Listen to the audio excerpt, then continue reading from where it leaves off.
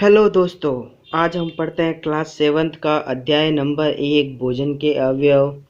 तो इसमें अपन पढ़ेंगे, पूरे चैप्टर के बारे में डिस्कस करेंगे, कौन से पॉइंट इम्पोर्टेंट है उसके बारे में डिस्कस करेंगे और लास्ट में अपन इनके क्वेश्चन आंसर को सॉल्व करेंगे। तो एक ही वीडियो में पूरे चैप्टर को अपन रिवाइज करेंगे, ठीक है। तो ऐसे धीरे धीरे अपन क्लास 7th के सारे चैप्टर के बारे में पढ़ेंगे और उनके क्वेश्चन आंसर को सॉल्व करेंगे और इम्पोर्टेंट पॉइंट के बारे में डिस्कस करेंगे। तो शुरू करते हैं आज का टॉपिक, अध्याय नंबर 1 भोजन के अवयव।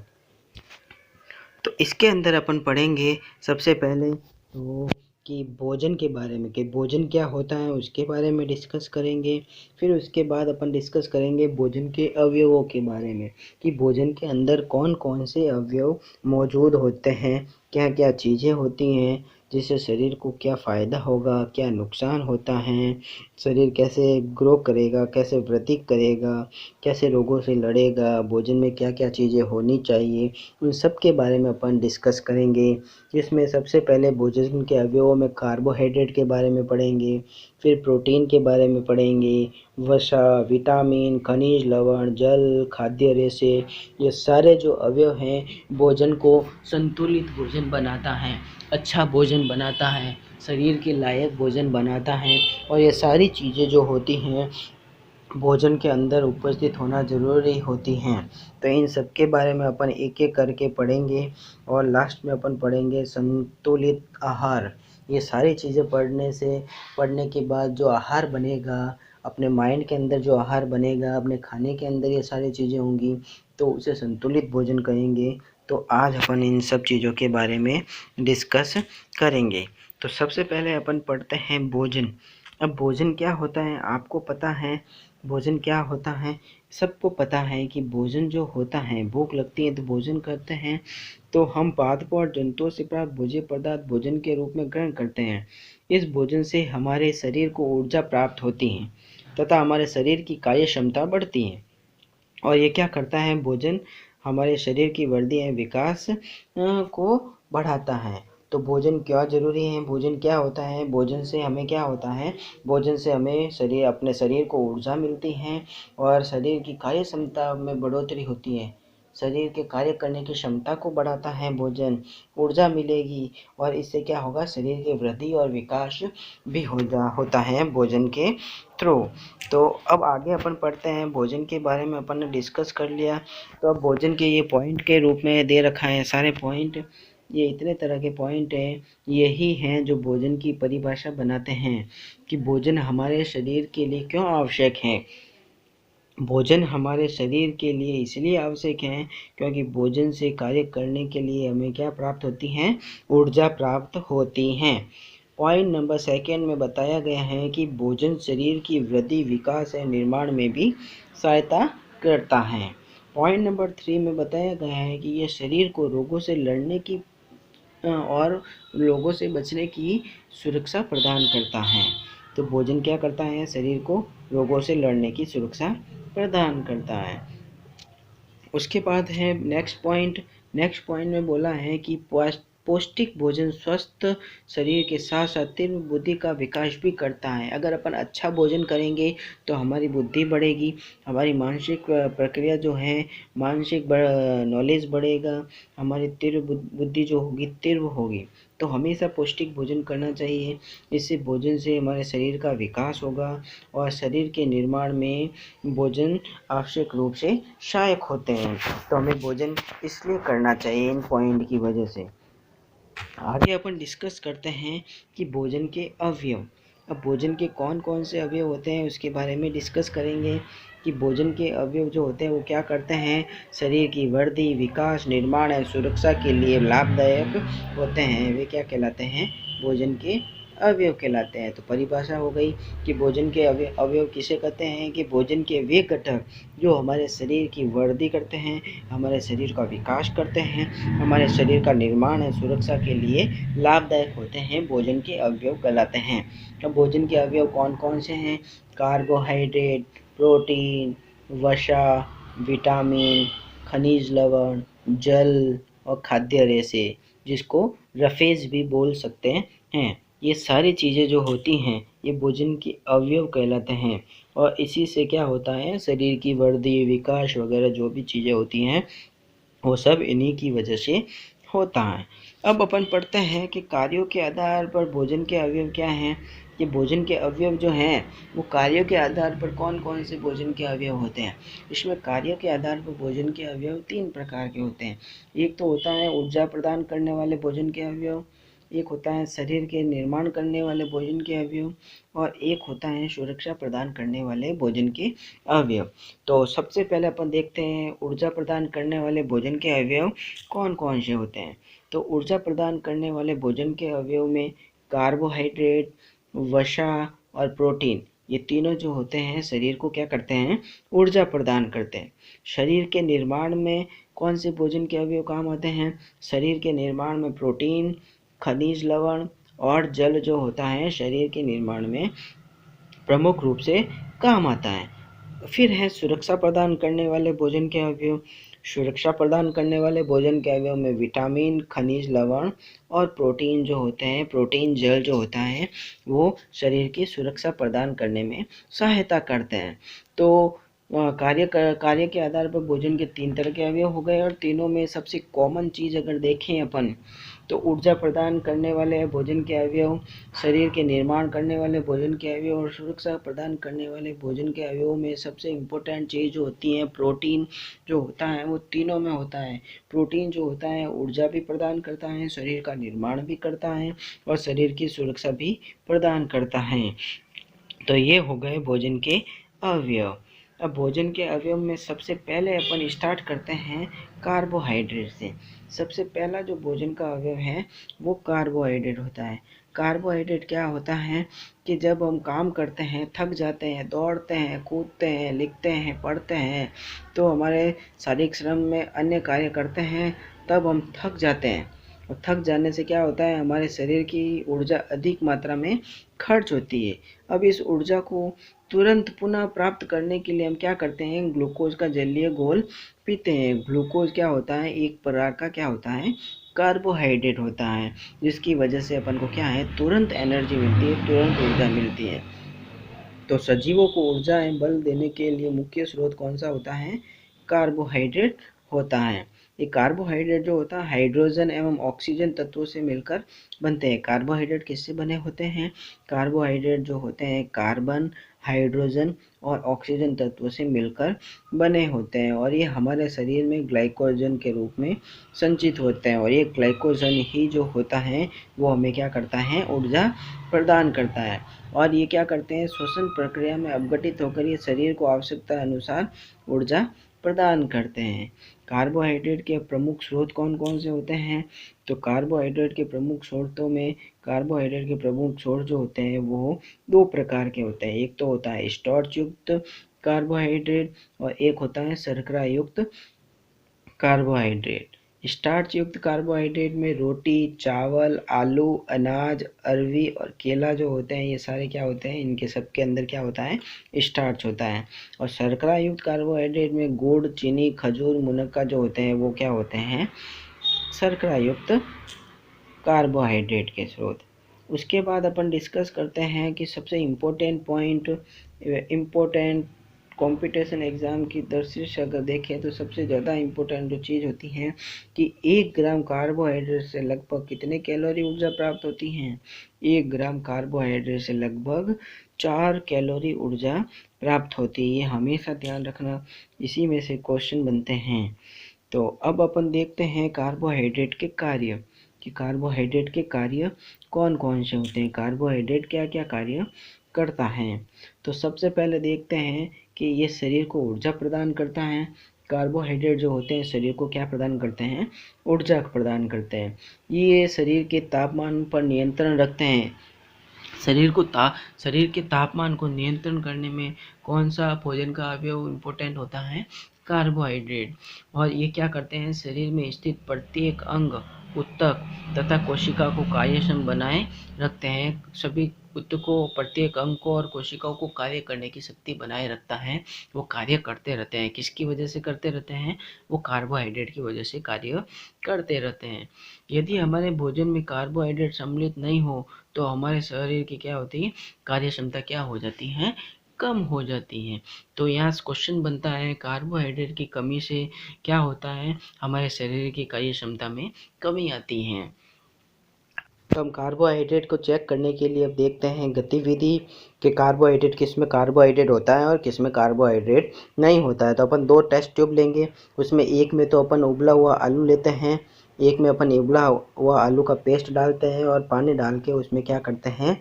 हिलाते हैं। अपन पानी डाल के उसको मिश्रण को हिला देते हैं। दूसरी परत नली में केवल अपन क्या करते हैं? सादा पानी डालते हैं। अब दोनों परत नलियों में सावधानी पूर्वक अपन क्या डालते हैं? 2-2 बूंद करके आयोडीन विलयन को डालते हैं और हिलाते हैं और निरीक्षण करते हैं। हम क्या देखते हैं? हम देखते हैं कि आलू, जिसमें आलू का मिश्रण था, उसका कलर कैसा हो जाता है? नीला कलर हो जाता है। जबकि सादे पानी में अपन जो आयोडीन की बूंद डालते हैं उसमें कोई भी परिवर्तन नहीं होता। इससे हमें क्या प्राप्त मिलता है? इससे हमें क्या होता है कि इससे हमें पता चल जाता है कि आलू में स्थित जो स्टार्च होता है वो आयोडीन के साथ मिलकर कैसा कलर बना देता है? नीला कलर बना देता है।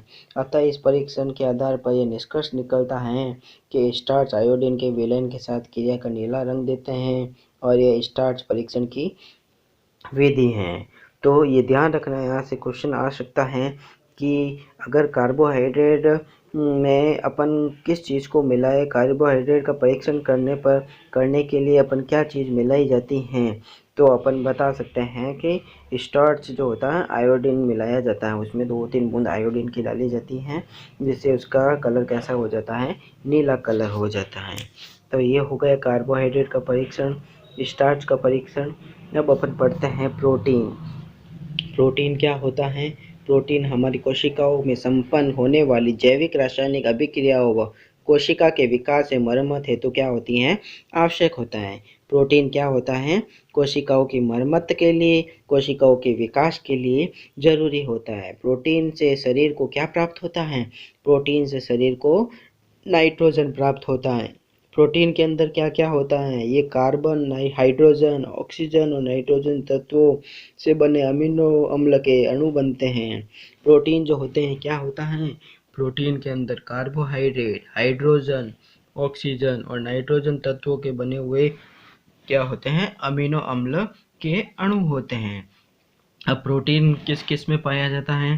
प्रोटीन जो होता है दालें, दूध, मछली, अंडा, अंकुरित अनाज, सोयाबीन, फलीदार सब्जियां, मटर आदि में प्रोटीन प्रमुख रूप से पाए जाते हैं। अब क्या होता है? अब आगे पढ़ते हैं प्रोटीन के प्रकार के प्रोटीन के कार्य क्या क्या हैं, प्रोटीन क्या क्या कार्य करता है। तो सबसे पहले ध्यान रखना, प्रोटीन हमारे शरीर की वृद्धि, विकास या निर्माण के लिए क्या होता है? आवश्यक होता है। प्रोटीन हमारे शरीर की वृद्धि करता है, हमारे शरीर का विकास करता है और हमारे शरीर का क्या करता है? निर्माण करता है। ये प्रोटीन क्या करता है? कोशिकाओं के विभाजन एवं इनकी टूट फूट की मरम्मत में भी सहायता करता है। कोशिका विभाजन जो होता है उसमें भी प्रोटीन सबसे इम्पोर्टेंट चीज़ होता है और कोशिकाओं की टूट फूट को भी मरम्मत में ये प्रोटीन सहायता करता है। प्रोटीन विभिन्न प्रकार की जैव रासायनिक क्रियाओं में एंजाइमों के रूप में महत्वपूर्ण भूमिकाएं निभाते हैं। वसा है, कार्बोहाइड्रेट के अभाव में प्रोटीन शरीर को क्या प्रदान करता है? ऊर्जा प्रदान करता है। जब कार्बोहाइड्रेट और वसा का शरीर में अभाव होता है तो शरीर को ऊर्जा प्रदान करने का कार्य कौन करता है? प्रोटीन करता है। और प्रोटीन क्या करता है? मानसिक शक्ति भी शरीर को प्रदान करता है। तो ये प्रोटीन के कार्य हैं, याद रखना है इनको। अब आगे देखो कि हमारे भोजन में प्रोटीन की उपस्थिति, उचित मात्रा युक्त अवयव उपस्थित हो तो शरीर और वृद्धि में क्या होता है? विकास समुचित रूप से होता है। उसके बाद बाल्यावस्था में, किशोरावस्था में प्रोटीन का सेवन अधिक मात्रा में करना चाहिए। अब गतिविधि 2, अब ये है प्रोटीन का टेस्ट। अब प्रोटीन का टेस्ट कैसे करते हैं? तो हम क्या करते हैं, एक स्वच्छ परत नली में बेसन का गाढ़ा जलीय घोल ले लेते हैं। बेसन लेते हैं, उसमें थोड़ा सा पानी मिलाकर गाढ़ा घोल बना देते हैं। फिर उसमें थोड़ा सा 2-3 बूंदे नीले थोथे की डालते हैं, कॉपर सल्फेट। CuSO4 होता है कॉपर सल्फेट, इसकी 2-3 बूंद डालते हैं जिसको नीला थोथा बोलते हैं, और 10-12 बूंदे क्या डालते हैं, कास्टिक सोडे की 10-12 बूंद डालते हैं। तो फिर अपन क्या करते हैं, निरीक्षण करते हैं। निरीक्षण करने पर देखते हैं कि मिश्रण का कलर कैसा हो जाता है, बैंगनी हो जाता है। प्रोटीन क्या करता है, नीले थोथे और कास्टिक सोडे से क्रिया कर बैंगनी रंग में गोल में परिवर्तित हो जाता है। इससे अपन सिद्ध हो जाता है कि बेसन के अंदर क्या है, प्रोटीन उपस्थित है। तो ये हो गया प्रोटीन का टेस्ट। तो प्रोटीन के टेस्ट में अपन क्या चीज़ डालते हैं, नीला थोथा कॉपर सल्फेट और कास्टिक सोडा डालते हैं, जिससे कलर कैसा हो जाता है, बैंगनी रंग का कलर आ जाता है। तो अपन बोल सकते हैं कि उसके अंदर क्या है, प्रोटीन है। अब आगे जो है भोजन के अवयव में वसा कोशिकाओं में पाए जाने वाले वे कार्बनिक यौगिक हैं जो वह जल में क्या होते हैं, अविलय होते हैं। वसा जो होती हैं जल में क्या होती है, घुलती नहीं हैं। वसाएं जल में कभी भी नहीं घुलती है, ये ग्लिसरॉल के एस्टर होते हैं। वसा क्या होती हैं, वसा ग्लिसरॉल के एस्टर होते हैं। वसा के निर्माण में कार्बन, ऑक्सीजन, हाइड्रोजन तत्व होते हैं। वसा किनसे बनी होती हैं, कार्बन, हाइड्रोजन और ऑक्सीजन से मिलकर बनी होती हैं। तो अगर पूछ ले कि वसा क्या है, तो वसा क्या है, ग्लिसरॉल के एस्टर होते हैं। वसा के रूप में हमारे शरीर में ऊर्जा संचित रहती है। हमारे शरीर में जो भी ऊर्जा संचित होती है वो वसा की थ्रू संचित होती हैं। शरीर को वसा से ही सबसे ज़्यादा ऊर्जा प्राप्त होती है। अगर आपको पूछ ले कि शरीर को सबसे ज़्यादा ऊर्जा किस भोजन के किस अवयव से प्राप्त होती है, तो वो कौन सा अवयव है, वसा। हमारे शरीर में ठोस रूप से विद्यमान वसा को चर्बी या द्रव रूप में विद्यमान को तेलीय वसा कहते हैं। ये वसाएं क्या होती हैं, चिकनी होती हैं और ये शरीर की ऊर्जा के केंद्र होते हैं। तो हमेशा ध्यान रखना कि शरीर में सबसे ज़्यादा ऊर्जा किस भोजन के अवयव से प्राप्त होती है, तो वो होती हैं वसा से। अब वसा के बारे में अपन डिस्कस करते हैं कि वसा के प्रकार और स्रोत। वसा दो तरह की होती हैं, एक तो वनस्पति से प्राप्त वसा होती है और एक जंतुओं से प्राप्त वसा होती हैं। वनस्पतियों से प्राप्त वसा में सरसों, मूंगफली, तिल, नारियल, काजू, अखरोट, जिनसे भी तेल निकलता है वो सारी क्या होती हैं, वसाएं होती हैं। और जंतुओं से प्राप्त वसा में दूध, अंडा, मांस, मक्खन, ये सारी जो वसाएं होती हैं वो किससे प्राप्त होती हैं, जंतुओं से प्राप्त होती हैं। अब अपन देखते हैं वसाओं के कार्य, कि वसाओं के क्या क्या कार्य होते हैं। वसा के कार्य के अंदर वसा हमारे शरीर को अधिक ऊर्जा प्रदान करती हैं, बराबर। शरीर की त्वचा के नीचे संग्रहित होकर शरीर को क्या बनाती हैं, सुडौल बनाती हैं। अत्यधिक वसा युक्त भोजन के सेवन से हमारा शरीर क्या हो जाता है, बेडौल हो जाता है। अगर लिमिट में वसा का यूज किया जाए तो शरीर सुडौल बनता है, और अगर अत्यधिक वसा का उपयोग किया जाएगा तो शरीर क्या होगा, बेडौल हो जाएगा, मोटापे के शिकार हो जाएंगे। वसा शरीर के आंतरिक अंगों की बाह्य अग्रसरों से क्या करती हैं, रक्षा करती हैं तथा हमारी मांसपेशियों को क्या करती हैं, शक्ति प्रदान करती हैं। तो ये हो गए वसा के कार्य। अब कुछ पॉइंट हैं जिसके बारे में डिस्कस करते हैं कि ऊंट के कुबड़ में अधिक मात्रा में क्या संचित होती हैं, वसा संचित होती हैं। इसीलिए वो क्या होता है, कई दिनों तक ऊंट क्या होता है, बिना खाए रह सकता है, उस वसा का यूज करता रहता है।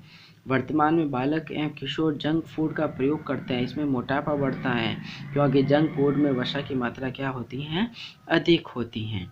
अब वसा का पता करें कि वसा क्या चीज़ होती है, तो इसकी भी गतिविधि है। इसकी गतिविधि में ज़्यादा कुछ नहीं है। इसमें क्या होता है, एक कागज़ के टुकड़े पर अपन 2-3 बूंद घी की डाल देते हैं और एक पर अपन पानी की बूंद डाल देते हैं और खुला छोड़ देते हैं। तो हम देखते हैं कि कागज़ पर घी फैल जाता है, वह चिकना हो जाता है, और प्रकाश के स्रोत में रखने पर वह क्या हो जाता है, पारभासी हो जाता है। पारभासी मतलब क्या होता है, एक तो पारदर्शी होता है, एक अपारदर्शी होता है, एक पारभासी होता है। मतलब ना तो दिखता है ना पूरा ढका रहता है, पारभासी होता है। धुंधला धुंधला जो होता है कोहरे के जैसे वैसा दिखाई देता है। तो इससे अपन बता सकते हैं कि वसा जो होती है चिकनी और तेलीय होती हैं। उसके बाद अपन डिस्कस करते हैं विटामिन के बारे में। विटामिन, तो विटामिन क्या होते हैं, ऐसे अकार्बनिक भोज्य पदार्थ जिनकी अल्प मात्रा ही हमारे शरीर की वृद्धि एवं विकास के लिए लाभदायक है, विटामिन कहलाते हैं। विटामिन की मात्रा अल्प मात्रा ही हमारे शरीर की लाभदायक होता है। अल्प मात्रा ही हमारे शरीर को वर्धिक हो जाती हैं और विकास में भी लाभदायक होता है। इनका संश्लेषण जंतु शरीर में नहीं होता है। ये जंतु शरीर में नहीं होता है, इनको बाहर से लेना पड़ता है, भोजन के रूप में लेना पड़ता है। शरीर के अंदर विटामिन नहीं बनते हैं। तो विटामिन के कार्य क्या हैं कि शरीर की नियमित वृद्धि के लिए विटामिन काम आता है, शरीर को स्वस्थ रखने के लिए विटामिन की ज़रूरत होती है, रोग प्रतिरोधक क्षमता, रोगों से लड़ने के लिए विटामिन की ज़रूरत होती है, भूख सामान्य रखने के लिए भी विटामिन की ज़रूरत होती है और पाचन क्रिया को सुचारू रखने के लिए भी विटामिन की ज़रूरत होती है। तो ये हो गए विटामिन के कार्य। आगे अपन देखते हैं कि कौन कौन से विटामिन होते हैं, उसके बारे में डिस्कस करते हैं। तो कौन कौन से विटामिन होते हैं देखते हैं। तो लगभग 15 प्रकार की विटामिन की खोज की जा चुकी हैं, लेकिन मुख्य रूप से अपने जो एग्ज़ाम में आते हैं वो कितने होते हैं, विटामिन 6 विटामिनों के बारे में पूछा जाता है। Vitamin A, vitamin B, vitamin C, vitamin D, vitamin E और विटामिन के। इन 6 तरह के विटामिनों के बारे में अपन डिस्कस करेंगे। तो सबसे पहले अपन देखते हैं विटामिन ए के बारे में। विटामिन ए किन किन से प्राप्त होता है? दूध, हरी सब्जियां, गाजर, पपीता आदि में क्या होता है, vitamin A. Vitamin B, vitamin B किस किस में होता है? दूध, दाल, अंडा, सोयाबीन, फल, ये प्राप्त स्रोत हैं जिसमें विटामिन बी पाया जाता है। विटामिन सी, विटामिन सी में खट्टे पदार्थ आते हैं जैसे नींबू, संतरा, आंवला, टमाटर, अमरूद जो होते हैं vitamin C. Vitamin D, vitamin D जो होता है दूध के अंदर मौजूद होता है, मछली के अंदर मौजूद होता है, अंडा, मक्खन, सूर्य की किरणें, इन सब में विटामिन डी मौजूद होता है। विटामिन ई, दूध, हरी सब्जियां, मक्खन, आटे का चोकर, ये सारे जो होते हैं वो क्या होते हैं, विटामिन ई के अच्छे स्रोत होते हैं। विटामिन के, हरी सब्जियां, सब जीरा, सोयाबीन, टमाटर, ये सब जो होते हैं वो विटामिन के अच्छे स्रोत होते हैं। अब अपन डिस्कस करते हैं कि खनिज लवण, खनिज लवण के बारे में डिस्कस करते हैं। खनिज लवण क्या होता है? तो हमारे शरीर के निर्माण, समुचित वृद्धि एवं विकास के लिए भोजन में निश्चित मात्रा में प्रतिदिन खनिज लवण ग्रहण करना भी आवश्यक होता है। ये हमारे शरीर में पाए जाने वाले खनिज लवणों में लगभग 24 प्रकार के खनिज लवण जो होते हैं हमारे शरीर के लिए ज़रूरी होते हैं। लेकिन मुख्य रूप से जो खनिज लवण होते हैं वो कैल्शियम, मैग्नीशियम, फास्फोरस, लोहा, तांबा, पोटेशियम, ये जो होते हैं इम्पोर्टेंट खनिज लवण होते हैं जो हमारे शरीर के लिए अत्यधिक आवश्यक होते हैं। अब खनिज लवण प्राप्त के स्रोत कौन कौन से होते हैं? हमें खनिज लवण किस किस से प्राप्त होता है? हमें खनिज लवण जो होते हैं मुख्य रूप से दूध, दही, हरी पत्तेदार सब्जियां, अंजीर, ताज़े फल, इन सब से हमको खनिज लवण प्राप्त होते हैं। तो आगे चलते हैं। अब खनिज लवणों के कार्य के बारे में अपन डिस्कस करते हैं कि खनिज लवण के क्या क्या कार्य होते हैं। खनिज लवण के कार्य में एक तो होता है शरीर का निर्माण करना और एक शरीर का नियंत्रण करना। शरीर पर नियंत्रण करके रखते हैं, शरीर के निर्माण में सहायक होते हैं और विभिन्न हार्मोनों एवं जैव उत्प्रेरक को बनाए रखने में भी खनिज लवण क्या होते हैं, सहायक होते हैं। अब पढ़ते हैं अपन जल के बारे में।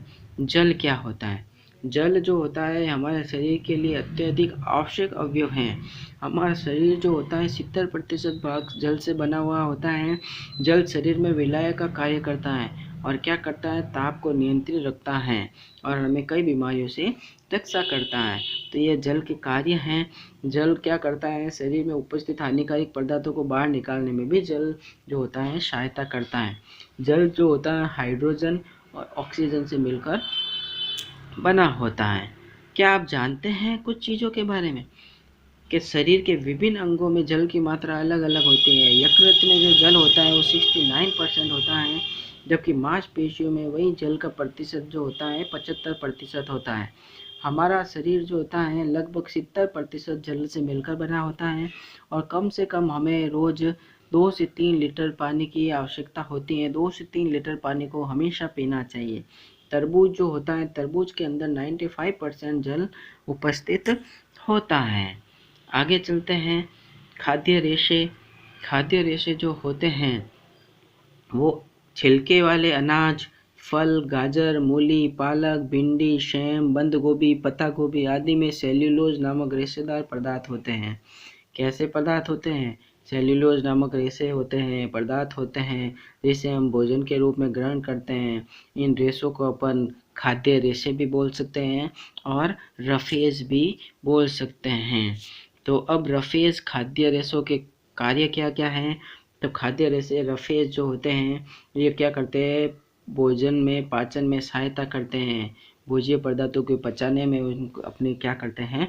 सहायता करते हैं। रफेज के कारण भोज्य पदार्थ जो होता है हाथों से नहीं चिपकता है और आसानी से उनका पाचन हो जाता है। रफेज पाचन के दौरान उत्पन्न विषैले पदार्थों या जल को अवशोषित कर लेते हैं। रफेज क्या करते हैं? विषैले पदार्थों को अवशोषित कर लेते हैं और जल को अवशोषित कर लेते हैं। रेशे शरीर में ग्लूकोज को अवशोषित करते हैं जिससे रक्त शर्करा नियंत्रित रहती है, डायबिटीज होने का खतरा कम हो जाता है। तो ये हो गए रफेज खाद्य रेशों के कार्य। अब खाद्य रेशे किस किस में होते हैं उनके बारे में बताया गया है इसमें कि भोजन के उच्च फाइबर अनाज, मक्का, राजमा, दालें आदि शामिल करें।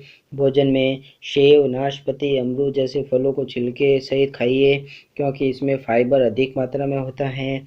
मूली, पत्ता गोभी, मटर, खीरा आदि की में फाइबर अधिक मात्रा में पाया जाता है, इसलिए इनका सेवन करना चाहिए।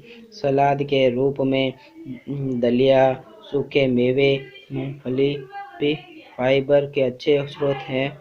मैदे की जगह आटे का प्रयोग कीजिए। ब्राउन राइस व ओट्स का सेवन कीजिए। उसके बाद अपन पढ़ते हैं गतिविधि के अंदर नहीं है कुछ भी रफेज के बारे में।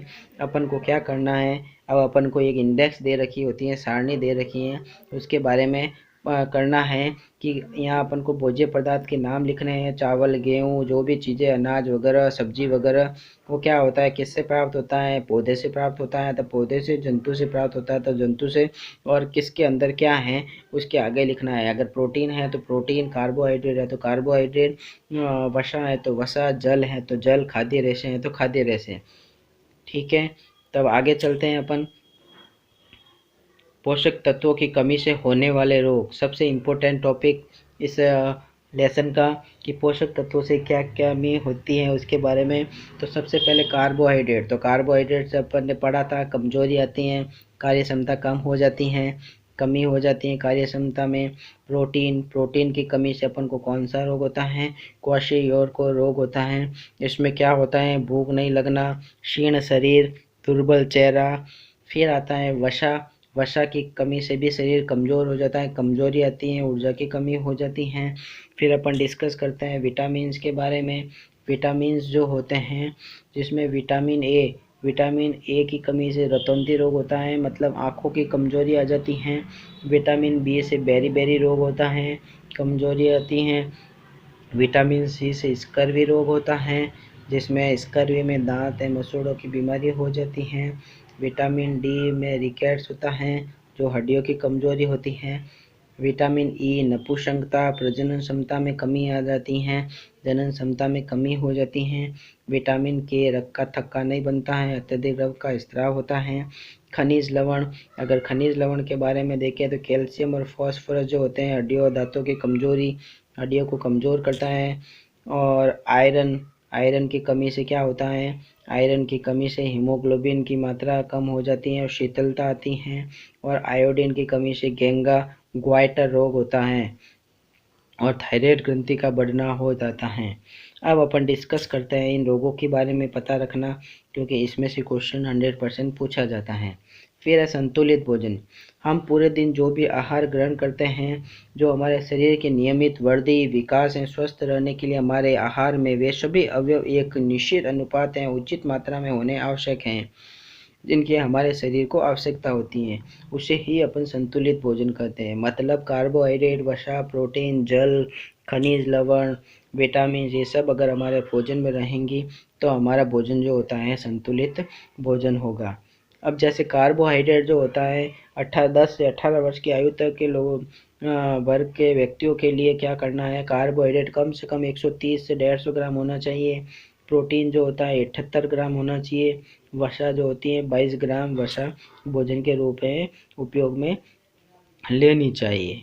उसके बाद विटामिन जो होते हैं वो आवश्यकता अनुसार होते हैं। खनिज लवण जो होते हैं 660 मिलीग्राम तक, और जल जो होता है 2 से 3 लीटर तक जल डेली यूज़ में लेना चाहिए। जबकि खाद्य रेशे जो होते हैं वो क्या करते हैं, आवश्यक रूप से लेने चाहिए।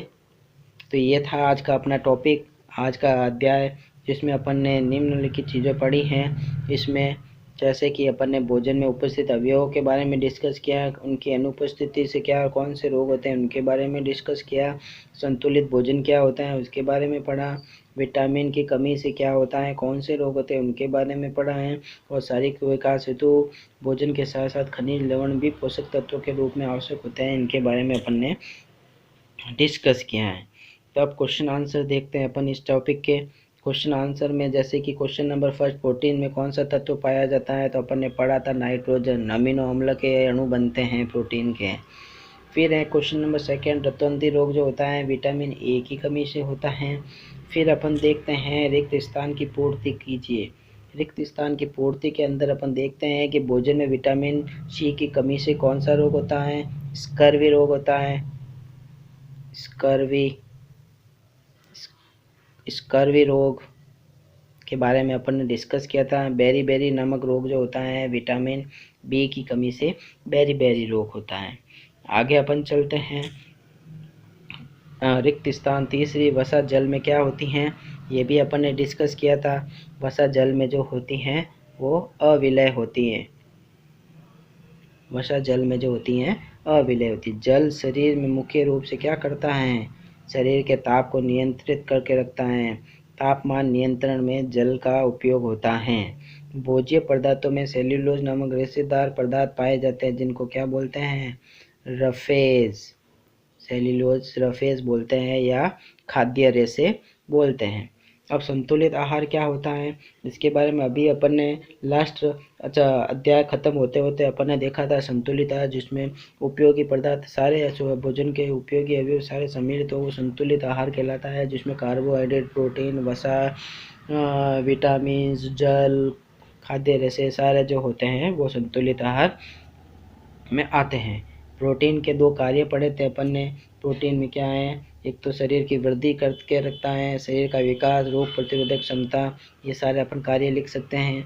2 विटामिन के नाम, उनकी कमी से रोग, विटामिन ए की कमी से रतौंधी रोग, विटामिन बी की कमी से बेरी बेरी रोग, विटामिन सी की कमी से स्कर्वी रोग।